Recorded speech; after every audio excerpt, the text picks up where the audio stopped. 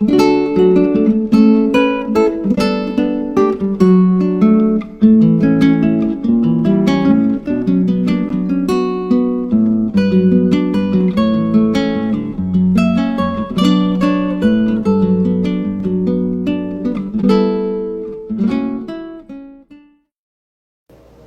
hermanos y amigos, en esa misma posición vamos a abrir la palabra de Dios en el libro de Lucas, Evangelio de Lucas capítulo 9, versículo 23 al 26.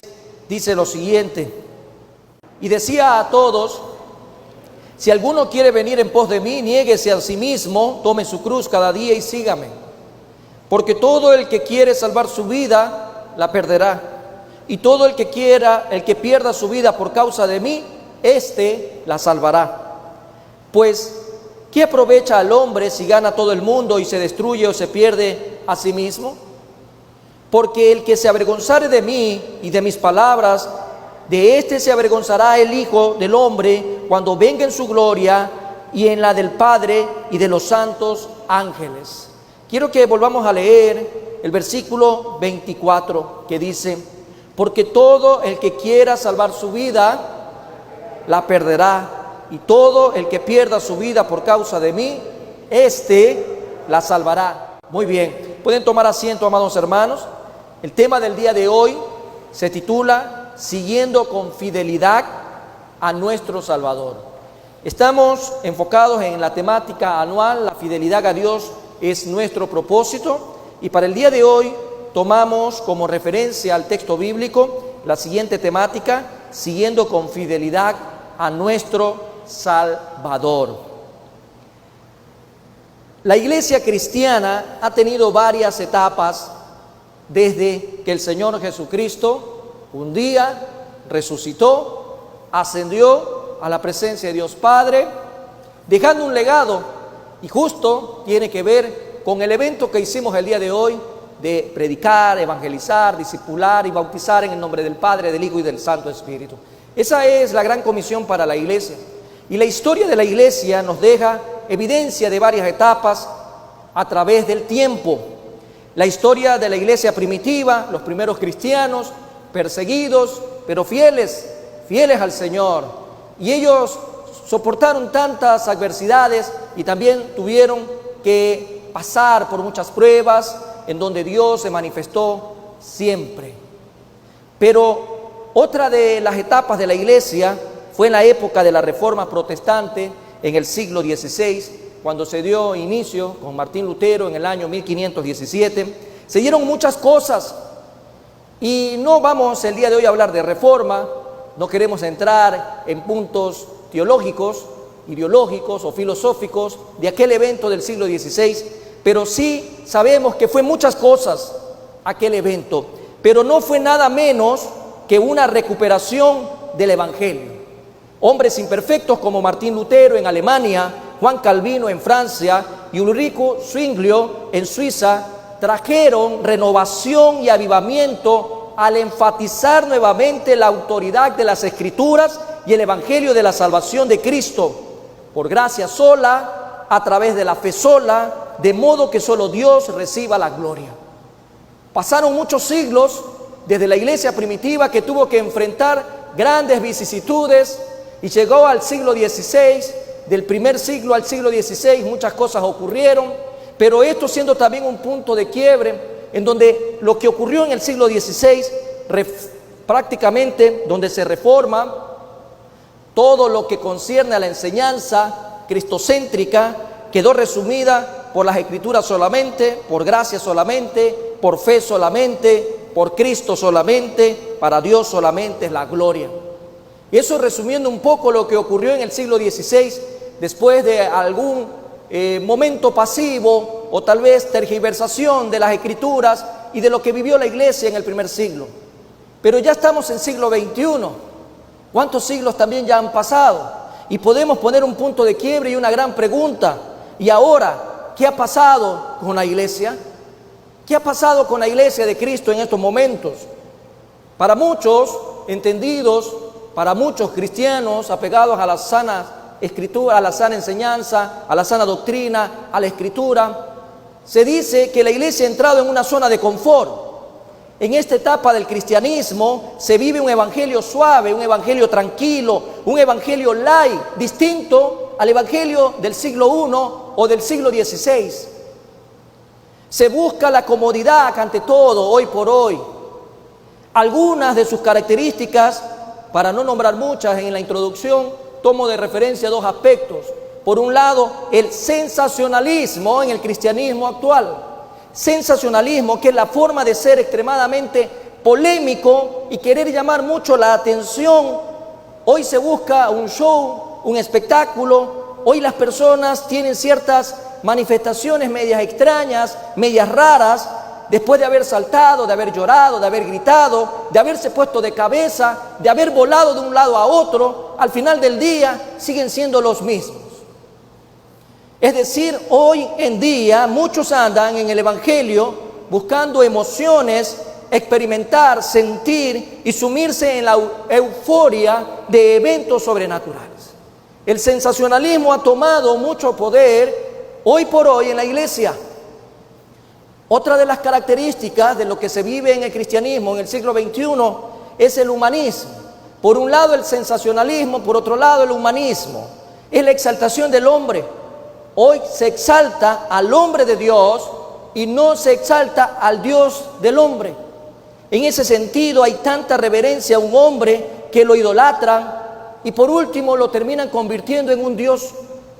Es así como se mueve en las esferas cristocéntricas hoy en día el humanismo. Se exalta al hombre en donde hay muchas disertaciones con la pantalla de ser totalmente doctrinal, en donde se resalta lo siguiente y se le dice al hombre: tú puedes, eres el mejor, no hay nadie que pueda contigo, tú naciste para ser triunfador, tú naciste para ser victorioso.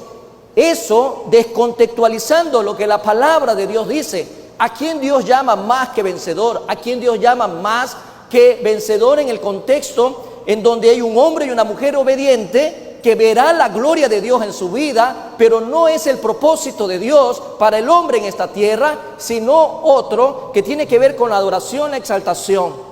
Entonces todo esto se cierra en el humanismo, se centra en el hombre y ya no se centran en Dios. Se centran no en evidenciar los atributos naturales y morales de Dios, sino en los atributos del hombre, en los logros del hombre. Si llegamos a examinar nuestro cristianismo a la luz de la palabra, si hacemos un análisis y examinamos a la luz de la palabra nuestro cristianismo, nos vamos a encontrar que no aprobaríamos muy probablemente en razón a lo que Dios mandó hacer versus lo que estamos haciendo. Pero una verdad aterradora y lo que más nos debe de preocupar como iglesia de Cristo es algo que se nos está olvidando o quizás no lo hemos aprendido. Y si lo sabíamos, lo estamos desvirtuando o no lo queremos realmente vivir, manifestando lo que significa el mensaje de la cruz. Y estamos tal vez viviendo un cristianismo híbrido que al final del día no te conduce a Cristo, ni a la adoración ni a la exaltación de Él como el eterno y soberano Dios. Por todo esto, el Eterno nos quiere dar tres pautas fundamentales para seguir viviendo en fidelidad a nuestro Salvador. Porque si recordamos lo que el Señor nos ha dicho desde el primer día de este año y durante todos los días del 2021, es que nuestra fidelidad a Dios debe ser nuestro propósito. Y por eso hoy el Señor nos exhorta, animándonos a aplicar estas pautas para vivir una vida de fidelidad a Él. Primera pauta: preparémonos. Pero ¿cómo nos vamos a preparar? Preparándonos con Cristo. La primera pauta es que tu preparación tiene que ser nada más y nada menos con Cristo Jesús. Volvamos a nuestra lectura central en el versículo 23, en el capítulo 9 de Lucas encontramos lo siguiente: y decía a todos: si alguno quiere venir en pos de mí, niéguese a sí mismo, tome su cruz cada día y sígame. Es maravilloso ver la palabra de Dios. El consejo de Dios es que nos preparemos en este día con Cristo. En nuestra preparación debemos acostumbrarnos a todos los casos de abnegación y de paciencia. Cuando nos preparamos siguiendo el modelo de Jesús, todos los casos de abnegación y de paciencia van a ser parte de nuestra preparación. No debemos de buscar lo fácil, no debemos de buscar lo cómodo, porque entonces nos será difícil realmente soportar trabajos, soportar fatigas, soportar dificultades y necesidades, así como el Señor Jesús las tuvo que atravesar. La vida del Señor Jesús en la tierra no fue fácil. Él tenía que trabajar para comer, Él tenía que alimentar a sus hermanos menores, tenía que tomar la responsabilidad después de la partida de su padre de crianza, José. Él como hombre mayor, hijo mayor, tenía que preocuparse de todo eso. Tenía un oficio, era carpintero, y la historia cuenta que él tenía que salir a trabajar. Después de eso tuvo que comenzar su ministerio. A los 30 años, durante 3 años, le tocó a él hacer un hermoso trabajo que iba a tener consecuencias en la eternidad. Para eso él estuvo acá, vino a hacer un propósito. Y en ese sentido, tú y yo tampoco la vamos a tener fácil, porque el propósito de Dios para nosotros en esta tierra no tiene que ver con riquezas precisamente, ni con el éxito como el hombre lo define. Tenemos que encontrar un propósito claro en nuestra vida a la luz de la palabra de Dios para servir al Señor de manera correcta. Y no tiene que ver precisamente con todas las bondades que a veces las queremos poner como preeminencia antes que al dador de las bienaventuranzas. Por eso no debemos de quitarle el verdadero sentido que Cristo Jesús le dio a la cruz. La cruz de Cristo era el pesado madero que Él tuvo que llevar a lo largo de un camino trazado, dirigiéndose al Calvario para luego ser crucificado en ese lugar. Si bien es cierto, los evangelios cuentan de que Jesús tuvo ayuda de un hombre llamado Simón. Bueno, porque así los soldados, entre comillas, sintieron compasión tal vez del pesado madero que representaba que Jesús llevara hacia el lugar donde iba a ser crucificado. La cruz de Cristo era el pesado madero. ¿Y nosotros qué pesado madero estamos llevando? Tomar la cruz es en este caso la disposición con que el verdadero discípulo de Cristo ha de seguir a su Señor. Ya no estamos hablando de un pesado madero que tenemos que cargar, como muchos manifiestan una vez al año, creyendo que eso es un acto de obediencia, y no es así. La palabra de Dios nos deja a nosotros analogías, enseñanzas para aplicar a nuestra vida. Y el Señor lo que quiere en este día es que comprendamos qué significa seguir a Jesús llevando nuestra cruz cada día. En medio de todo esto, en esta primera pauta, preparándonos con Jesús, se nos van a dejar 3 acciones importantes. Niéguese, tome y siga. En primer lugar, negarse a sí mismo. Dice Gálatas 2:20. El apóstol Pablo lo entendió tan bien que deja ejemplificado lo que significa negarse a sí mismo. El Señor Jesús lo dispuso y Pablo, como buen discípulo y apóstol de Jesús, lo evidencia en Gálatas 2:20. Y un versículo muy conocido: con Cristo estoy juntamente crucificado, y ya no vivo yo, dice Pablo. Se está negando a sí mismo. Ya no vivo yo, mas vive Cristo en mí, y lo que ahora vivo en la carne, lo vivo en la fe del Hijo de Dios, el cual me amó y se entregó a sí mismo por mí. Lo recitamos, lo enunciamos, lo compartimos. La pregunta es, ¿lo vivimos? ¿Vivimos como el Señor quería que lo hiciéramos, negándonos a nosotros mismos? Negarse, según lo que se entiende en el griego, significa sacrificio, significa matar, significa hacer morir. Morir a la carne, morir al mundo, morir al yo egoísta, morir a los placeres mundanos. Niéguese a sí mismo significa todo esto para el griego. Significa que usted y yo estamos llamados, si queremos vivir en fidelidad al Señor y que esa fidelidad sea nuestro propósito, el Señor hoy nos está diciendo que debemos de prepararnos con Él. Y la primera acción dentro de la primera pauta es negarse a sí mismo. Ninguno puede convertirse en auténtico discípulo de Jesús si no se niega a sí mismo, si no renuncia al mundo, si no renuncia a los placeres, si no renuncia a todo lo que a la carne le atrae. Es difícil negarse al yo mismo, es difícil negarse al ego. Si no se despoja del orgullo, si no se despoja de la mentira, si no se despoja de la ira, del enojo, de la libación, si no se despoja de la comodidad pasajera, de la vanagloria de la vida, es difícil seguir a Jesús. ¿Cuántos jóvenes no pueden seguir a Jesús? ¿Cuántos adolescentes no pueden seguir a Jesús? ¿Cuántos hombres y mujeres hoy por hoy no pueden seguir a Jesús? Debido a que en el mundo hay algo que les atrae y es tan fuerte que no pueden ellos en sus fuerzas negarse a sí mismos. Mucha gente dice, ya no lo vuelvo a hacer, ya no lo voy a hacer, esto no me conviene, pero lo hace en su carne. Hay que hacerlo en las fuerzas del Espíritu Santo, hay que buscar la ayuda de Dios para poder cumplir con este propósito de negarnos a nosotros mismos. Hay que despegarse de este mundo. Hay que estimarlo todo por desecho e inservible, como el mismo apóstol Pablo lo hizo un día en pos de seguir a Cristo Jesús. Es negarse al viejo hombre, es negarse a la vieja mujer. En otras palabras, negarse a la vida vieja. Es reconocer que el estilo de vida que llevamos ahora está mal, muy mal delante de Dios.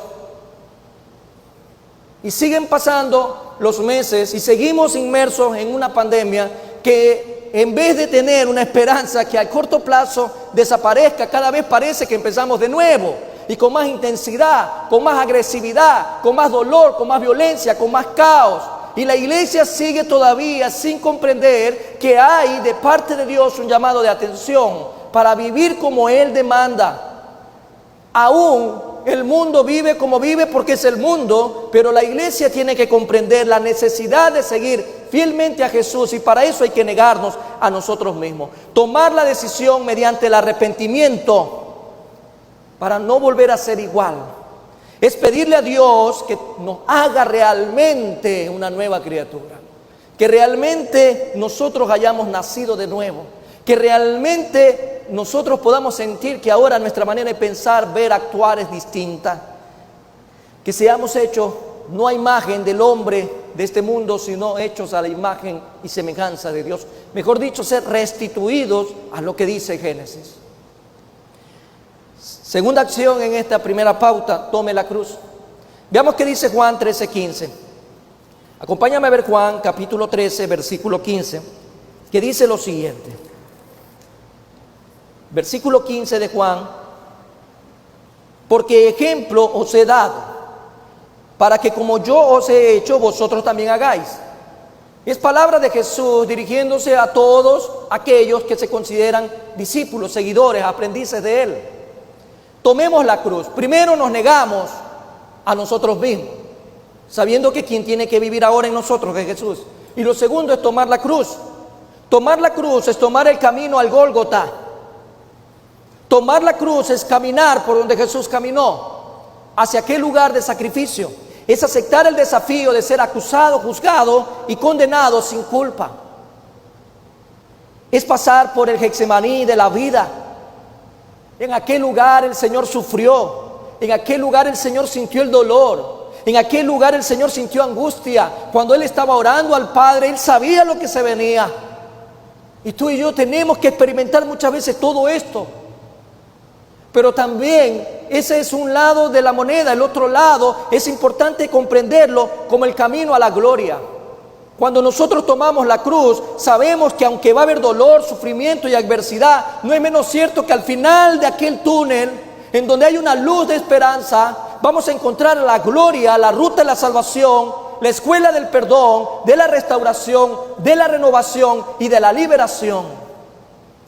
Esta segunda acción nos invita a nosotros a que podamos entender y comprender como cristianos que el que no acepta el desafío de tomar la cruz todos los días, no es solamente para ir a la iglesia, que tomo una vez a la semana la cruz para seguir a Jesús, sino lo que tengo que hacer es todos los lunes, martes, miércoles, todos los días de la semana, las 24 horas, tener la cruz que el Señor me dijo que lo siga cada día. Porque al final del día no hay gloria sin cruz. Al final del día no hay resurrección sin muerte. Tenemos que tomar la cruz. El que no muere a la carne tomando la cruz no va a resucitar en el Espíritu. Veamos qué dice Romanos capítulo 8, versículo 13 al 16. Romanos 8, del 13 al 16 nos dice lo siguiente: porque si vivís conforme a la carne, moriréis. Mas si por el Espíritu hacéis morir las obras de la carne, viviréis. Porque todos los que son guiados por el Espíritu de Dios, estos son hijos de Dios. Qué lindo es poder comprender lo que nos hace ver el Señor. Los que son guiados por el Espíritu de Dios, estos son hijos de Dios, pues no habéis recibido el espíritu de esclavitud para estar otra vez en temor, sino que habéis recibido el espíritu de adopción, por el cual tú y yo clamamos, Abba Padre. El Espíritu mismo da testimonio a nuestro espíritu de que somos hijos de Dios. Amén, amado hermano. Tú y yo somos hijos de Dios. El Espíritu Santo da testimonio a tu vida y a la mía que somos hijos de Dios. Y como hijos de Dios obedientes, debemos de tomar la cruz todos los días. Tercera acción dentro de esta primera pauta dice, seguir el ejemplo del Salvador. Si ya hemos logrado negarnos a nosotros mismos y hemos tomado la cruz, lo único que nos queda es seguir al Maestro, seguir su ejemplo, seguir el ejemplo de abnegación, de sacrificio, de compasión, de misericordia, el darse por los demás. ¿A cuántos no le gusta cada día ver a través de la palabra lo que Jesús hizo? Y deja ejemplo Filipenses como referencia, capítulo 2 del 6 al 8, solo para comprender lo que Jesús hizo y lo que tú y yo estamos llamados a hacer. Dice en versículo 6 de Filipenses 2, el cual siendo en forma de Dios, no estimó el ser igual a Dios como cosa a que aferrarse. Lección de vida, ¿cuántos se aferran a un título? ¿Cuántos se aferran a un apellido? ¿Cuántos se aferran a un trabajo? ¿Cuántos se aferran a una clase social? ¿Cuántos se aferran a las cosas de este mundo? Mas Dios nos deja ejemplo que el mismo Jesús estimó, dice, no estimó el ser igual a Dios como cosa que aferrarse. Él dejó su trono y tomó una cruz para sacrificarse por ti y por mí y para darnos vida y vida en abundancia. Dice el versículo 7, sino que se despojó a sí mismo tomando forma de siervo. No tomó forma de rey ni de príncipe en esta tierra, tomó forma de esclavo. Dentro de la escala social, el siervo era lo más bajo. Y sin embargo, él siendo Dios, lo hizo. A veces a nosotros nos cuesta aceptar la necesidad de ser humildes, de descender las veces que sea necesaria para postrar nuestro rostro en tierra y adorar al Rey que vive por los siglos de los siglos. Y versículo 8 dice, y estando en la condición de hombre, se humilló. Lindo. Él se humilló porque Él le lavó los pies a sus discípulos. Él comía con sus discípulos, se levantaba con sus discípulos, se acostaba con sus discípulos, caminaba con sus discípulos. Él se humilló de tal manera, amados hermanos, que nos deja lección de vida. Se humilló a sí mismo haciéndose obediente hasta la muerte de cruz. Qué maravilloso.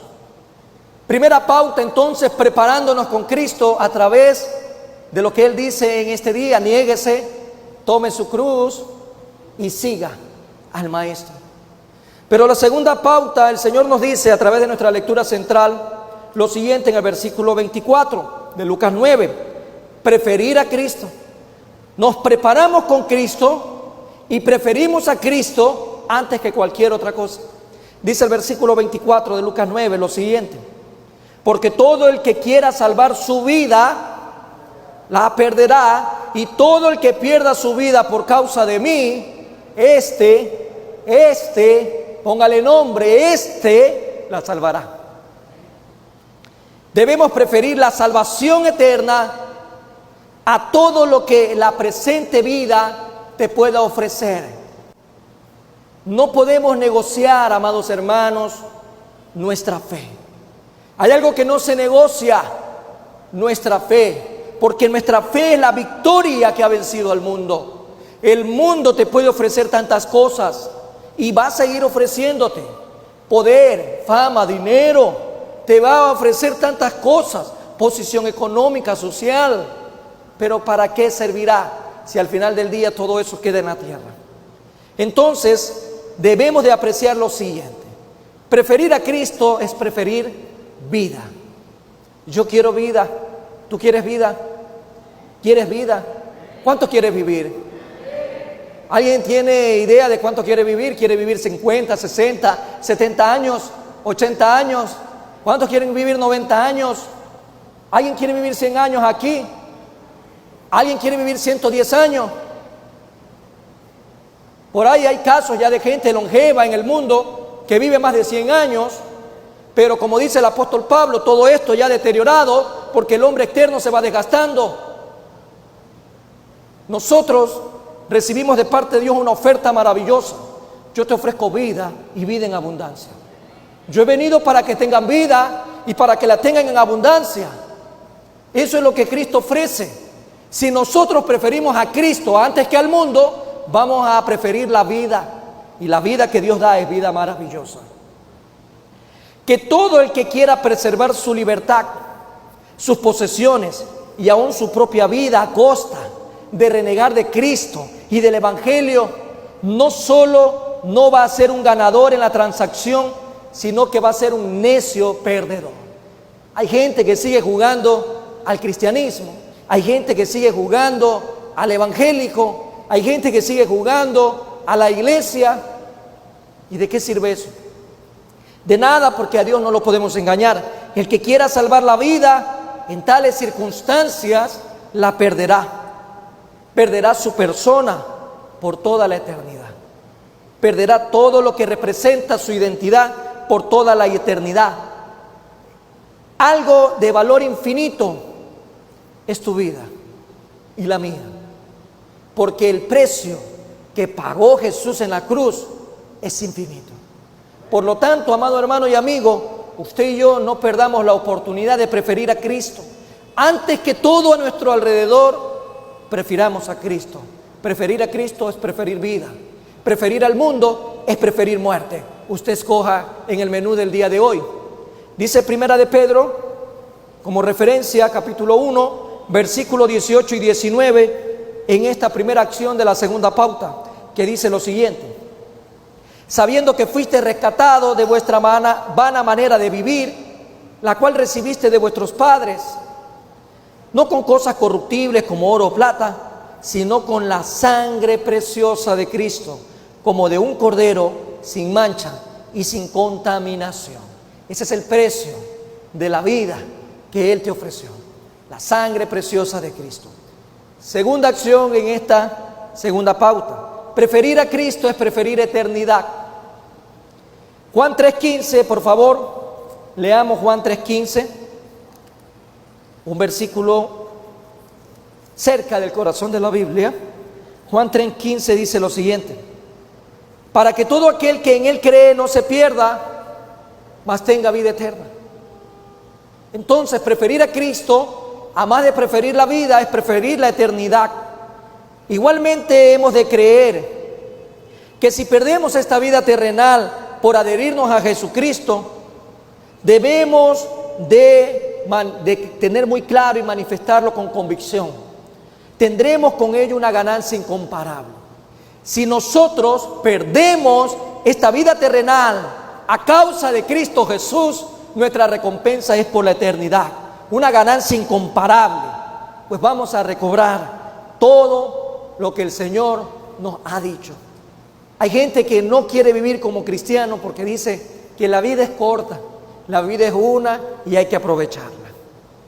El diablo los tiene tan cuenteados, tan bien engañados, a los jóvenes sobre todo, ¿sí? A los que creen que toda la vida van a ser jóvenes y que nunca van a envejecer. Aquellos que creen que tienen el cielo con la mano porque hoy tienen 20, 25 años. Aquellos que creen que porque han tenido un título o porque tienen 2 reales en el bolsillo, ya no hay nada más por qué esperar de Dios. Una gran equivocación y un engaño satánico a través de las redes sociales, a través de lo que hoy en día se conoce como pantalla grande, invocando realmente a vivir un sueño que los conduce al infierno. La juventud debe de acordarse de su Creador hoy en los días de su juventud, porque los días que vienen son malos y después dirás: en ellos no tengo, en ellos contentamiento. Salomón experimentó vivir primero como un gran rey, vivir como un hombre sabio, pero desechó todo eso y al final de sus días, reconociendo su pecado delante de Dios, le deja un consejo a los que vienen atrás: no cometan el error que yo cometí.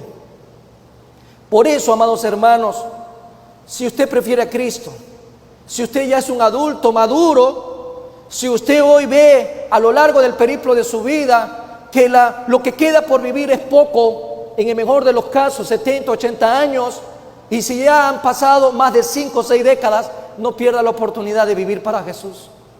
Si tienes hoy vida, todavía puedes preferir por la vida y por la eternidad. Pero también hay que preferir dentro de Cristo Jesús el alma, la esencia, la identidad.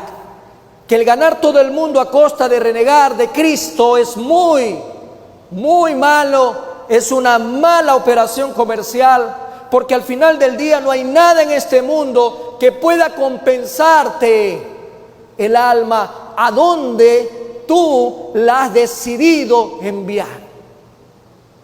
Tú decides a dónde vas a estar en la eternidad, en la presencia del Dios Todopoderoso o en la presencia del perdedor de los siglos llamado Satanás, en el lugar de azufre preparado para él y todos sus seguidores. En ese sentido, al final de la vida, todos aquellos que prefieren el mundo son arrojados al infierno por toda la eternidad. Dice el versículo 25 de Lucas 9, en nuestra lectura central, nos dice lo siguiente: pues, ¿qué aprovecha al hombre si gana todo el mundo y se destruye o se pierde a sí mismo? ¿De qué vale llegar a ser el hombre más famoso, más rico?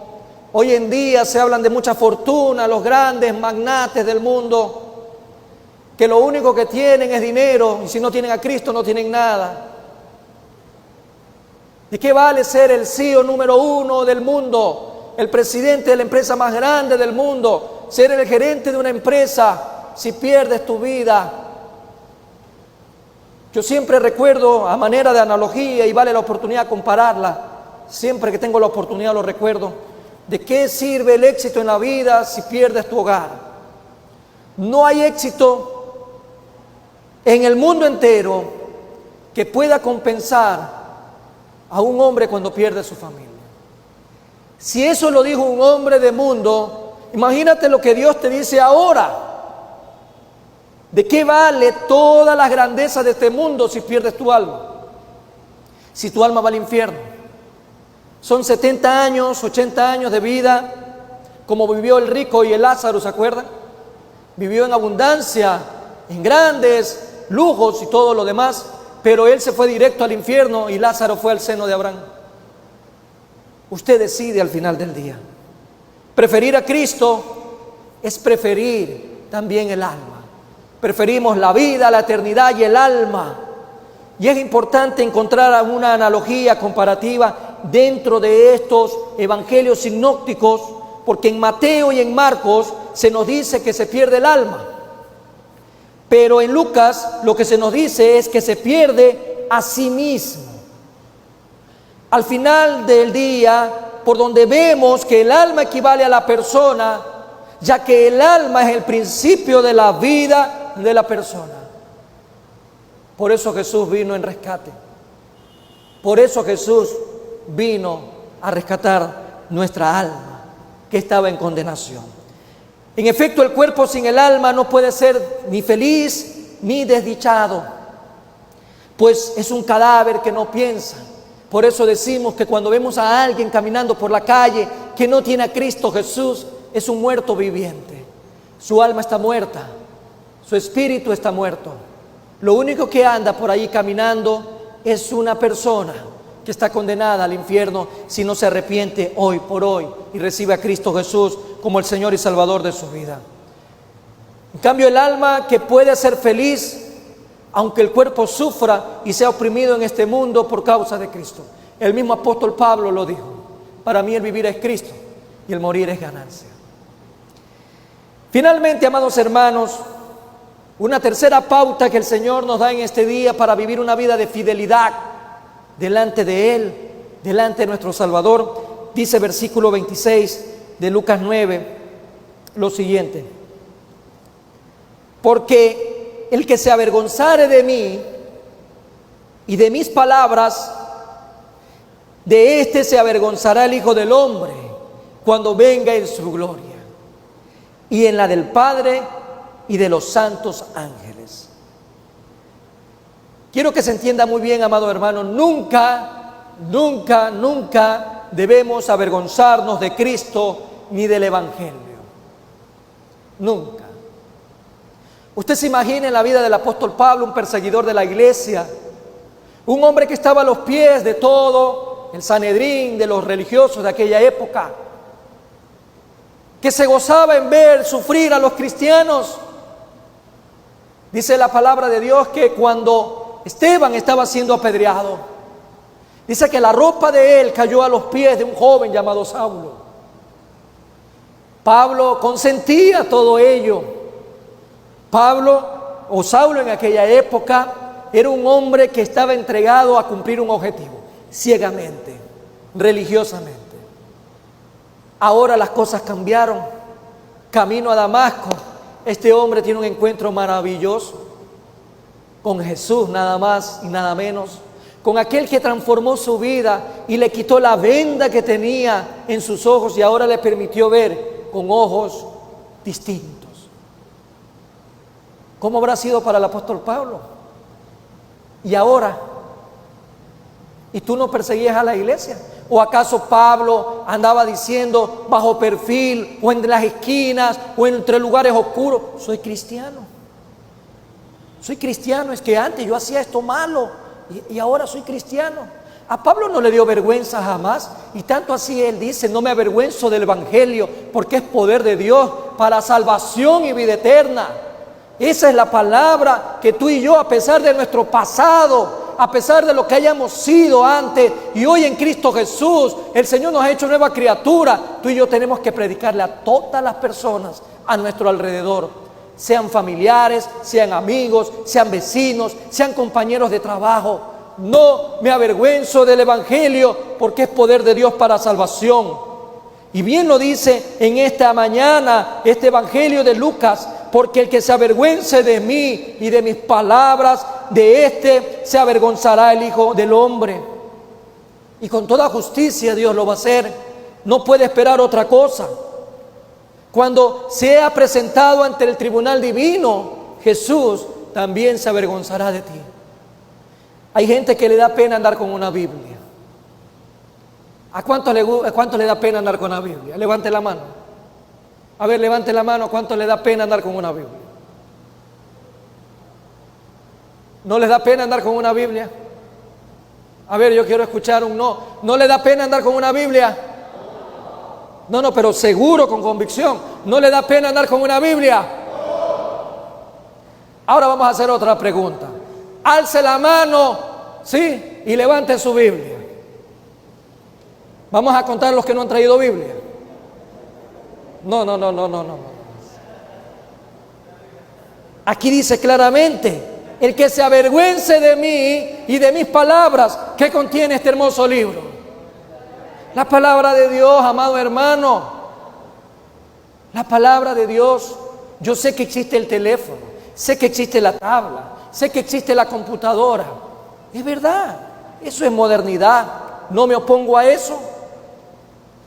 Pero en caso de que cuando usted se prepara para ir a la iglesia, lleve sus herramientas. Cuando usted se va a una fiesta, cuando antes usted era mundano y usted se iba a esas fiestas rocoleras o esas fiestas en las discos, usted se ponía su mejor parada, se iba con su mejor peinado, se iba con todas sus alhajas y no faltaba nada, porque hasta dinero en el bolsillo llevaba. ¿O no? Ahora que va a la fiesta, a la casa del Señor, usted se va bien vestido, usted lleva todos sus utensilios, no le puede faltar la palabra, pues. Amén. Ahora, si en la calle le robaron una Biblia, gloria a Dios, un ladrón menos habrá en la calle entonces. Y ahí usted puede decir: pastor, me robaron la Biblia y tengo mi teléfono. Es así, amados hermanos, como ha estado ocurriendo. El que se avergüenza de mí, de mis palabras. Pero bueno, ese no era el enfoque precisamente. Dice el Señor: no le conozco o no es de los míos. Qué triste sería llegar a ese momento. Pero Señor, si yo fui diácono, fui pastor, si yo era líder juvenil, si yo recogía la ofrenda, si yo evangelizaba, si yo hacía esto, pero a lo mejor nunca fuiste de Cristo. Por eso, amados hermanos, la Biblia dice que los cobardes, que son aquellos que se avergüenzan de Cristo y de sus palabras, encabezan la lista de los que van a ir al lugar de azufre. Apocalipsis 21:8, amados hermanos, acompáñame a leerlo. Y dice ahí claramente: pero los cobardes e incrédulos. Comienza la lista. Los cobardes e incrédulos, los abominables y homicidas, los fornicarios y hechiceros, los idólatras y todos los mentirosos tendrán su parte en el lago que arde con fuego y azufre, que es la muerte segunda. El que se avergüenza. ¿Quién se puede avergonzar? Los cobardes. Y dice la palabra de Dios: yo no te he dado espíritu de cobardía, yo te di espíritu de poder, amor y dominio propio. Amén. Entonces, cuando usted tiene que hablar de Cristo, cuando usted se identifica: yo soy cristiano evangélico, gloria a Dios por ello. Si usted se dirige a la casa del Señor, vaya como tiene que ser, como todo un cristiano. Me acuerdo algo que dije el día, no me acuerdo si fue martes o jueves, pero me acordaba de esta anécdota de un pastor que estaba hablando de la santidad, y en medio de aquella exposición de la palabra, alguien levanta la mano y le quiere poner una cascarita al pastor y le dice: pastor, usted cuando se come el guineo, ¿qué se come? ¿La cáscara o lo de adentro? El pastor le dijo: lo de adentro. Ah, ya, entonces es que el Señor mira lo de adentro, el Señor no mira lo de afuera. Y él dijo: punto para el que estaba allá. El pastor, inspirado por el Espíritu Santo, de manera inmediata pone una segunda pregunta y le dice: ¿y usted cuando va a comprar el guineo, por qué lo compra? ¿Por lo de adentro o por lo de afuera? Ay, pues pastor, por lo de afuera. Exactamente, el cristiano en santidad es por dentro y es por fuera. Entonces quiere decir que no solamente tengo que ser, también tengo que parecer. Y todo aquel que no se avergüenza de Cristo, ¿cómo lo tiene que hacer? Viviendo para el Señor, viviendo para Él. Dice también Apocalipsis 20:15 que de todos los versículos de la Biblia, de los 1189 capítulos, este capítulo tiene un versículo triste. Y dice el versículo 15 de Apocalipsis 20: y el que no se halló inscrito en el libro de la vida fue lanzado al lago de fuego. Pregúntale a tu hermano que está al lado: ¿ya estás inscrito?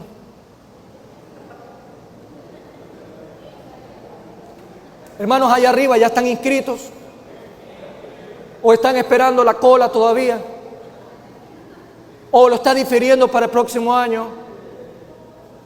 Hoy es el día en que tu nombre, si aún no está inscrito, puede inscribirse en el libro de la vida. Amén. Gloria a Dios, amado hermano. Así como Cristo tuvo en su estado de humillación antes de su estado de exaltación, así lo ha tenido también la causa de Cristo. Solo quienes estén dispuestos a seguir a Cristo en el sufrimiento podrán seguirle en la glorificación. Quiero que cambies de posición.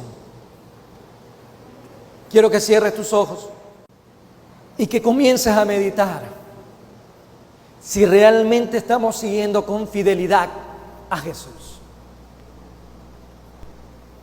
Si realmente nos estamos negando, si al prepararnos con Cristo nos hemos olvidado de negarnos a nosotros mismos,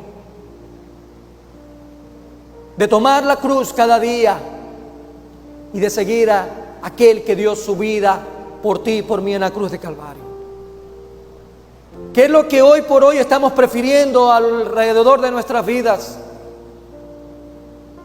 El Señor dice: el que me prefiere a mí, prefiere la vida, prefiere la eternidad, prefiere el alma. Preferir a Cristo Jesús es preferir la victoria, es preferir el triunfo en triunfo, es preferir realmente gozarnos por la eternidad delante del eterno y soberano Dios. Porque lo que el Señor quiere, amado hermano y amigo, al comprender que nuestra preparación y nuestra preferencia nos ponga en un punto maravilloso, no avergonzarnos de Jesús, no avergonzarnos de lo que somos. Una manera de avergonzarse de Jesús y de negarlo a Él y de negar sus palabras es cuando estamos fríos, estamos apáticos, cuando no preferimos las cosas de arriba, sino las cosas de este mundo. Amado hermano y amigo, hoy hay momento maravilloso. Cierra tus ojos. El Señor al final del versículo 26, cuando venga en su gloria, Él habla de su segunda venida. Cuando venga en su gloria y la del Padre y la de los santos ángeles. Qué maravilloso, cuán glorioso aparecerá la figura de Cristo en aquel día. Si lo creyésemos firmemente, nunca nos avergonzaríamos de Él ni de sus palabras.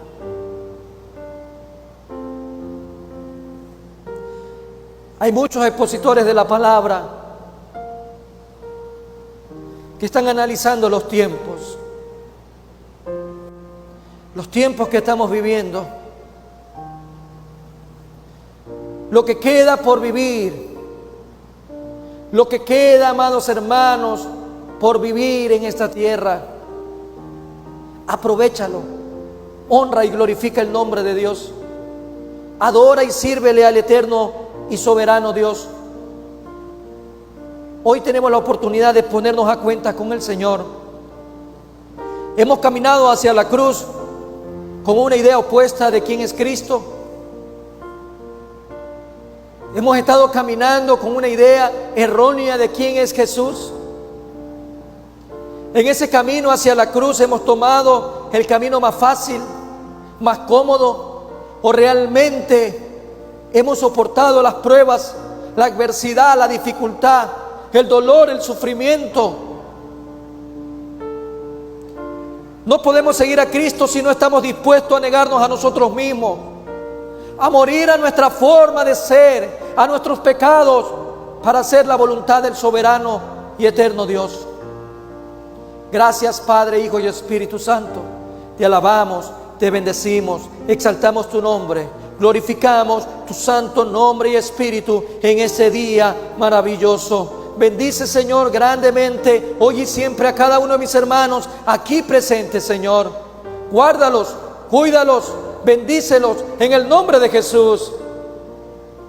Gracias, Señor, porque tú, por medio de tu Espíritu Santo, estás obrando en la vida de ellos. Gracias, Señor, por estas pautas que el día de hoy nos demuestran cada acción a tomar para caminar en fidelidad hacia nuestro Salvador. Te alabamos, mi Dios y mi Rey, en el nombre de Jesús. Gracias, Padre, Hijo y Espíritu Santo de Dios. Gracias, Señor, por la vida, por la salud y el bienestar. En el nombre de Jesús, Señor nuestro. Amén y amén. Dios bendiga sus vidas, amados hermanos.